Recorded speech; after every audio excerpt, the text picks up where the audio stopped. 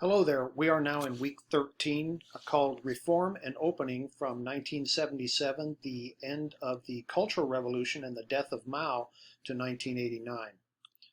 China's development from 1977 to 89 was closely linked to changes in the international environment. Under Deng Xiaoping, China capitalized on opportunities generated by a changing world. In the 1980s, became one of the most liberal and intellectually interesting periods in China's modern history. China was open to Western markets, creating special economic zones to attract foreign investment.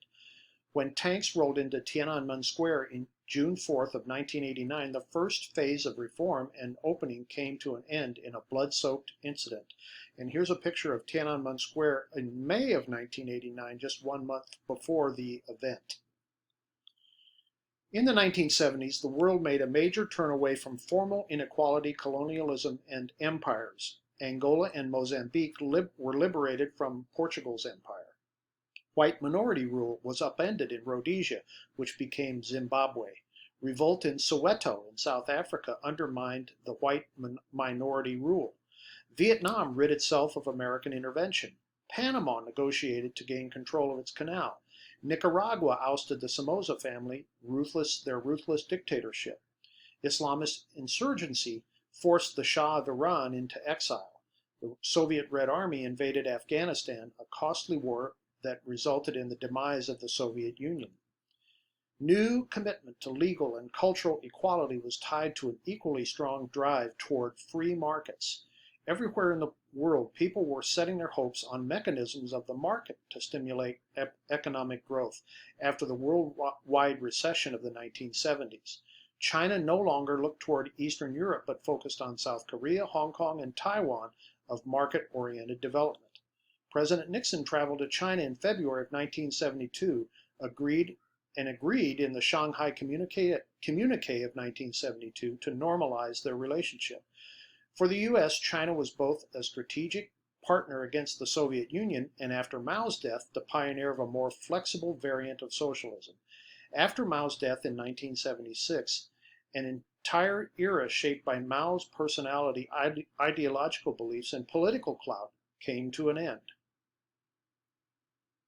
I want to show you a short video of President Nixon's visit to China in 1972. China's Mao Zedong and Richard Nixon forge a new era with one handshake. Their hour-long discussion was a leap into the unknown after decades of hostility. It was a huge gamble by both sides, particularly by the President of the United States, who went to the capital of a state that we didn't recognize. The US had isolated China since Mao's Communist Revolution and the founding of the People's Republic of China in 1949. Now renowned anti-communist Richard Nixon wanted to reverse course by reaching out to him. It was a big shock.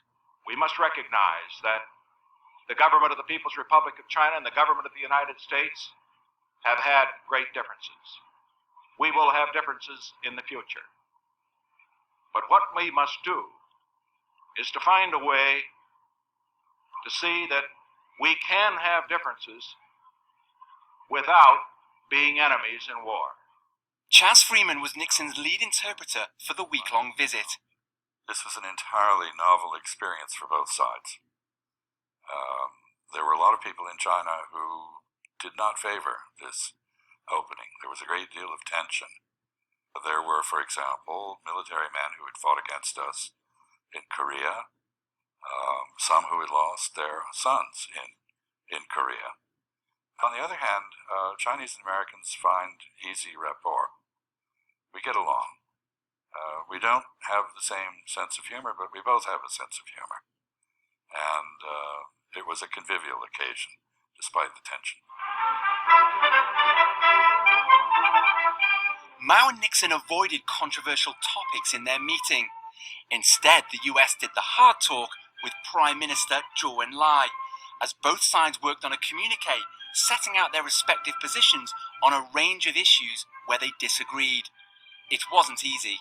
The purpose of that was to reassure allies on both sides that we weren't selling them out.